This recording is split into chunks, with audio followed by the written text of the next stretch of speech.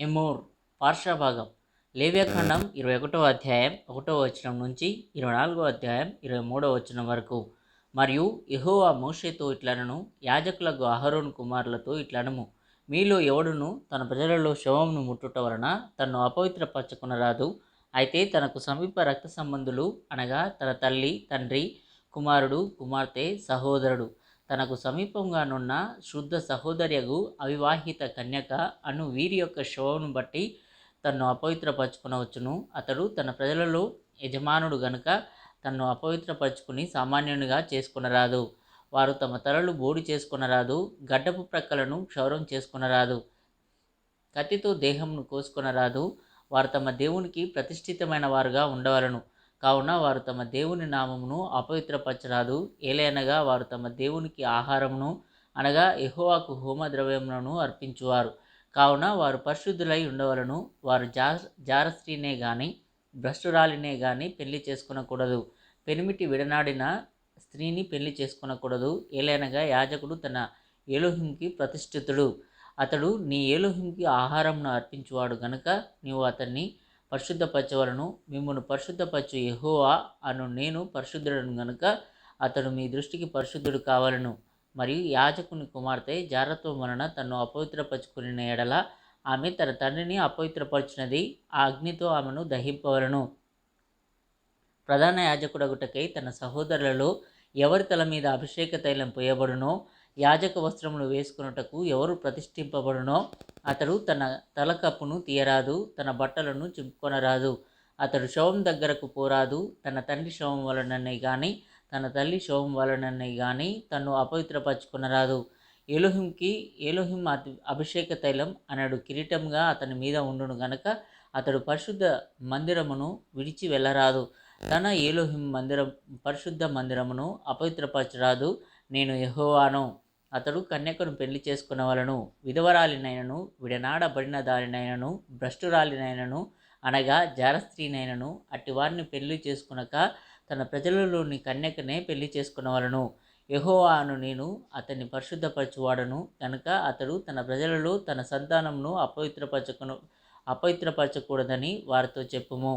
మరియు యెహోవా మోషేకు ఇలాగు సెలవిచ్చెను, నీవు అహరోనుతో ఇట్లనుము, నీ సంతతి వారిలో ఒకనికి కలంకమేదైనను కలిగిన ఎడల అతడు తన ఎలోహింకి ఆహారం అర్పించుటకు సమీపింపకూడదు. ఏలయనగా ఎవనియందు కలంకముండునో వాడు గుడ్డివాడే గాని, కుంటివాడే గాని, ముక్కిడివాడే గాని, విపరీతమైన అవయవము గలవాడే గాని, కాలైనను చేయైనను విరిగినవాడే గాని, గూనివాడే గాని, గుజ్జువాడే గాని, కంటిలో పువ్వు గలవాడే గాని, గజ్జె గలవాడే గాని, చిరుగుడు గలవాడే గాని, వృషణములు నలిగినవాడే గాని సమీపింపకూడదు. యాజకుడైన అహరోను సంతానంలో కలంకం గల ఏ మనుష్యుడును యెహోవాకు హోమద్రవ్యములను అర్పించుటకు సమీపించకూడదు. అతడు కలంకం గలవాడు. అటువాడు తన ఎలోహింకి ఆహారం అర్పించుటకు సమీపింపకూడదు. అది అతి పరిశుద్ధమైనవే గాని తన ఎలోహింకి అర్పింపబడు ఏ ఆహార వస్తువులనైనను అతడు తినవచ్చును. మెట్టుకు అతడు కలంకం గలవాడు గనుక అడ్డతెర ఎదుటకి చేరకూడదు. బలిపీఠమును సమీపింపకూడదు. నా పరిశుద్ధ స్థలములను అపవిత్రపరచకూడదు. వారిని పరిశుద్ధపరచు యెహోవాను నేనే అని వారితో చెప్పుము. అట్లు మోషే అహరోనులతోనూ అతని కుమారులతోనూ ఇజ్రాయేలీయులందరితోనూ చెప్పెను.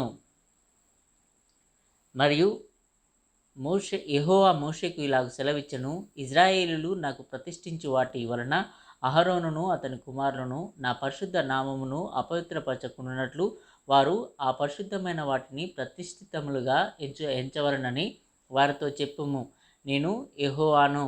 నీవు వారితో ఇట్లనుము, మీ తరతరములకు మీ సమస్త సంతానములలో ఒకడు అపవిత్రత గలవాడై ఇజ్రాయేలీయులు యెహోవాకు ప్రతిష్ఠించు వాటిని సమీపించిన ఎడల అటువాడు నా సన్నిధిని ఉండకుండా కొట్టివేయబడును.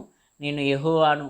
అహరోను సంతానంలో ఒకనికి కుష్ఠైనను స్రావమైనను కలిగిన ఎడల అటువాడు పవిత్రత పొందు వరకు ప్రతిష్ఠితమైన వాటిలో దేనిని తినకూడదు. శవం వలని అపవిత్రత గల దేనినైనను ముట్టువాడును.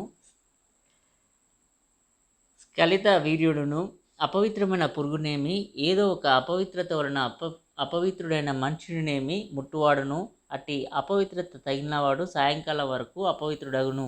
అతడు నీళ్లతో తన దేహమును కడుక్కును వరకు ప్రతిష్ఠితమైన వాటిని తినకూడదు. సూర్యుడు అస్తమించినప్పుడు అతడు పవిత్రుడగును. తర్వాత అతడు ప్రతిష్ఠితమైన వాటిని తినవచ్చును, అవి వానికి ఆహారమే గదా. అతడు కళేబరమునైనను చీల్చబడిన దానినైనను తిని దాని వలన అపవిత్రపరచుకొనకూడదు. నేను యెహోవాను. కాబట్టి నేను విధించిన విధిని అపవిత్రపరచి దాని పాపభారమును మోసుకొని దాని వలన చావకుండునట్లు ఈ విధిని ఆచరింపవలను. నేను వారిని పరిశుద్ధపరచు యెహోవాను. అన్యుడు ప్రతిష్ఠితమైన దానిని తినకూడదు. యాజకుని ఇంట నివసించు అన్యుడే గాని జీతగాడే గాని ప్రతిష్ఠితమైన దానిని తినకూడదు. అయితే యాజకుడు క్రయధనమిచ్చి కొనినవాడు అతని ఇంట పుట్టినవాడును అతడు తిను ఆహారమును తినవచ్చును. యాజకుని కుమార్తె అన్యునికి ఇవ్వబడిన యెడల ఆమె ప్రతిష్ఠితమైన వాటిలో ప్రతిష్ఠార్పణమును తినకూడదు. యాజకుని కుమార్తెలలో విధవరాలే కానీ విడనాడబడినదే కానీ సంతానము లేని యెడల ఆమె తన బాల్యమందు వలె తన తండ్రి ఇంటికి తిరిగి చేరి తన తండ్రి ఆహారమును తినవచ్చును గాని అన్యుడెవడును దాన్ని తినకూడదు. ఒకడు పొరపాటును ప్రతిష్ఠితమైన దానిని తిన యెడల వాడు ఆ ప్రతిష్ఠితమైన దానిలో 5వ వంతు కలిపి దానితో యాజకునికి ఇవ్వవలెను. ఇజ్రాయేలీయులు ప్రతిష్ఠితమైన వాటిని తినుట వలన అపరాధమును భరింపకుండునట్లు తాము యెహోవాకు ప్రతిష్ఠించు పరిశుద్ధ ద్రవ్యములను అపవిత్రపరచకూడదు. నేను వాటిని పరిశుద్ధపరచు యెహోవానని చెప్పుము.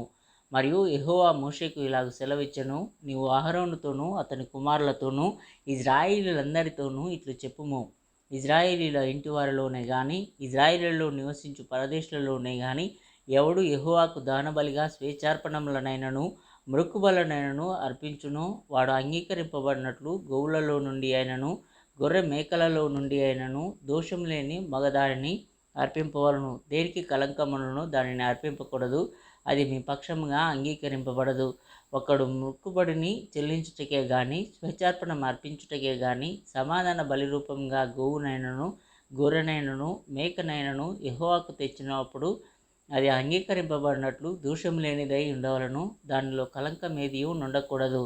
గ్రుడ్డిదేమి, కుంటిదేమి, కొరతగలదేమి, గడ్డగలదేమి, గజ్జి రోగం గలదేమి, చిరుగుడు గలదేమి అట్టి వాటిని యెహోవాకు అర్పింపకూడదు. వాటిలో దేనిని బలిపీఠం మీద యెహోవాకు హోమం చేయకూడదు. కురూపి అయినను కోడెనైనను గొర్రెమేకల మందలోని దానినైనను స్వేచ్ఛార్పణముగా అర్పించవచ్చును గాని అది మృక్కుబడిగా అంగీకరింపబడదు. విత్తులు నిలిపిన దానినే గాని విరిగిన దానినే గాని చిక్కిన దానినే గాని కోయబడిన దానినే గాని యెహోవాకు అర్పింపకూడదు. మీ దేశంలో అట్టి కార్యం చేయకూడదు. పరదేశి చేతిలో నుండి అటు వాటిలో దేనిని తీసుకొని మీ దేవునికి ఆహారంగా అర్పింపకూడదు. అవి లోపం గలవి, వాటికి కలంకములుండును, అవి మీ పక్షముగా అంగీకరింపబడువని చెప్పుము. మరియు యెహోవా మోషేకు ఇలాగ సెలవిచ్చెను, దూడయే గాని గొర్రెపిల్లయే గాని మేకపిల్లయే గాని పుట్టినప్పుడు అది 7 దినములు దాని తల్లితో నుండవలను. 8వ నాడు మొదలుకొని అది యెహోవాకు హోమముగా అంగీకరింపతగును. అయితే అది ఆవైనను గొర్రె మేకలలోనిదైనను మీరు దాని పిల్లను ఒకనాడే వధింపకూడదు.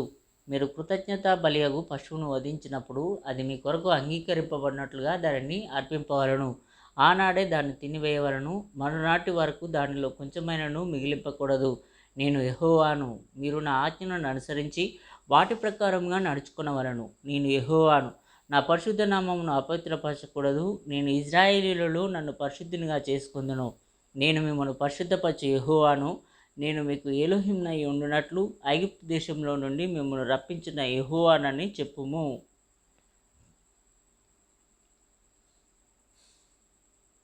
మరియు యెహోవా మోషేకు ఇలాగ సెలవిచ్చెను, నీవు ఇజ్రాయేలీయులతో ఇట్లనుము, మీరు చాటింపవలసిన యెహోవా నియామక కాలములు ఇవే.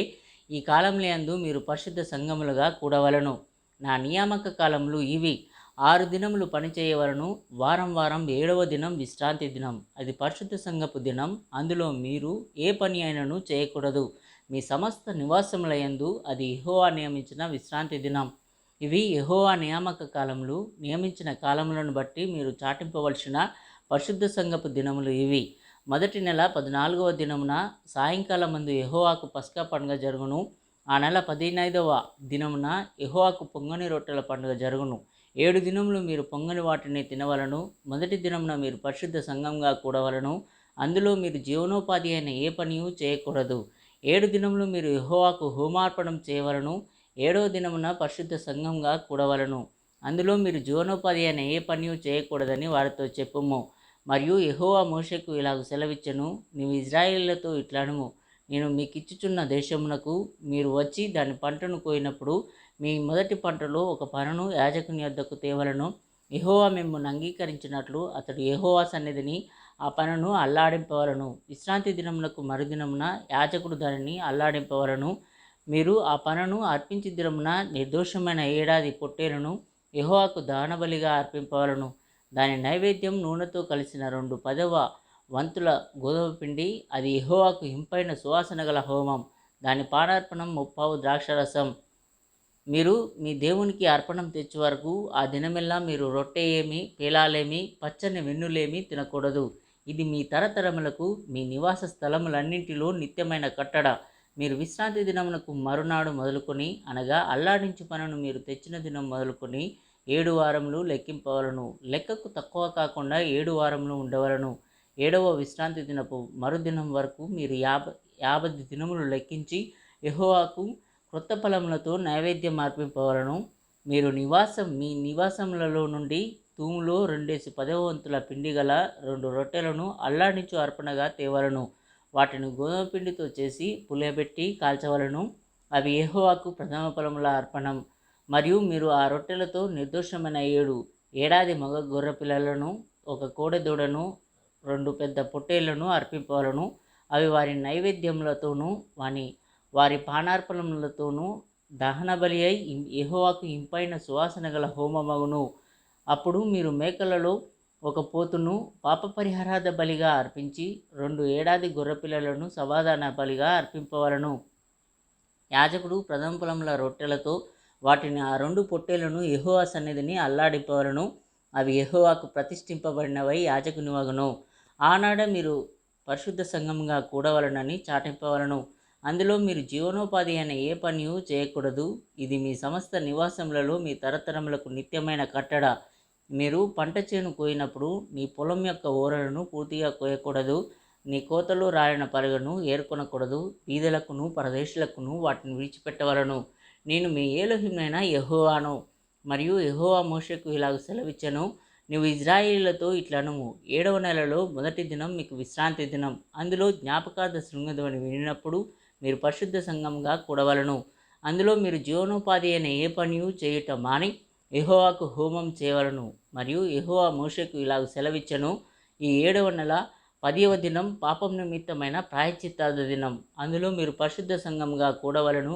మిమ్మల్ని మీరు దుఃఖపరుచుకొని యెహోవాకు హోమం చేయవలను. ఆ దినమున మీరు ఏ పనియూ చేయకూడదు. మీ ఎలోహిమైన యెహోవా సన్నిధిని మీరు మీ నిమిత్తం ప్రాయశ్చిత్తం చేసుకున్నటకే అది ప్రాయశ్చిత్తార్థ దినం. ఆ దినమున తను తాను దుఃఖపరుచుకొనని ప్రతివాడు తన ప్రజలలో నుండి కొట్టివేయబడును. ఆ దినమున ఏ పని అయినను చేయు ప్రతి వానిని వాని ప్రజలలో ఉండకుండా నాశనం చేసేదను. అందులో మీరు ఏ పనియూ చేయకూడదు. అది మీ సమస్త నివాసములలో మీ తరతరములకు నిత్యమైన కట్టడ. అది మీకు మహావిశ్రాంతి దినం. మిమ్మల్ని మీరు దుఃఖపరుచుకునవలను. ఆ నెల 9వ నాటి సాయంకాలం మొదలుకొని మరుసటి సాయంకాలం వరకు మీరు విశ్రాంతి దినముగా ఆచరింపవలను. మరియు యెహోవా మోషేకు ఇలాగ సెలవిచ్చెను, నీవు ఇశ్రాయేలీయులతో ఇట్లనుము, ఈ 7వ నెల 15వ దినం మొదలుకొని 7 దినముల వరకు యెహోవాకు పర్ణశాలల పండుగ జరపవలను. వాటిలో మొదటి దినం మీరు పరిశుద్ధ సంఘంగా కూడవలను. అందులో మీరు జీవనోపాధి అయిన ఏ పనియూ చేయకూడదు. 7 దినములు మీరు యెహోవాకు హోమం చేయవలను. 8వ దినమున మీరు పరిశుద్ధ సంఘంగా కూడి యెహోవాకు హోమార్పణం చేయవలను. అది మీకు వ్రత దినముగా ఉండును. అందులో మీరు జీవనోపాధి అయిన ఏ పనియూ చేయకూడదు. యెహోవా నియమించిన విశ్రాంతి దినములు గాకయు, మీరు దానములనిచ్చు దినములు గాకయు, మీ మొక్కుబడి దినములు గాకయు, మీరు యెహోవాకు స్వేచ్ఛార్పణములనిచ్చు దినములు గాకయు, యెహోవాకు హోమద్రవ్యములనేమి, దహనబలి ద్రవ్యంనేమి, నైవేద్యంనేమి, బలినేమి, పాని అర్పణములనేమి అర్పించుటకై పరిశుద్ధ సంఘపు దినములుగా మీరు చాటింపవలసిన యెహోవా నియామక కాలములు ఇవి. ఏ అర్పణ దినమున ఆ అర్పణమును తీసుకొని రావాలను. అయితే 7వ నెల 15వ దినమున మీరు భూమి పంటను పూచుకొనగా 7 దినములు యెహోవాకు పండుగ ఆచరింపవలను. మొదటి దినం విశ్రాంతి దినం. 8వ దినం విశ్రాంతి దినం. మొదటి దినమున మీరు దబ్బ పండ్లను, ఈత మట్టలను, గొంచి చెట్ల కొమ్మలను, కాలువల యొద్ద నుండి నిరవంజి చెట్లను పట్టుకొని 7 దినములు మీ ఎలోహిమనే యెహోవా సన్నిధిని ఉచ్చయించుచుండవలను. అట్లు మీరు ఏటేటా 7 దినములు యెహోవాకు పండుగగా ఆచరింపవలను. ఇది మీ తరతరములలో నిత్యమైన కట్టడ. 7వ నెలలో దానిని ఆచరింపవలను. నేను ఐగుప్తు దేశంలో నుండి ఇజ్రాయేలీలను రప్పించినప్పుడు వారిని పర్ణశాలలో నివసింపచేసినని మీ జనులు ఎరుగునట్లు 7 దినములు మీరు పర్ణశాలలో నివసింపవలను. ఇజ్రాయేలీలో పుట్టిన వారందరూ పర్ణశాలలో నివసింపవలను. నేను మీ ఎలోహింనైన యెహోవాను. అట్లు మోషే ఇజ్రాయేలీలకు యెహోవా నియామక కాలములను తెలియచెప్పెను.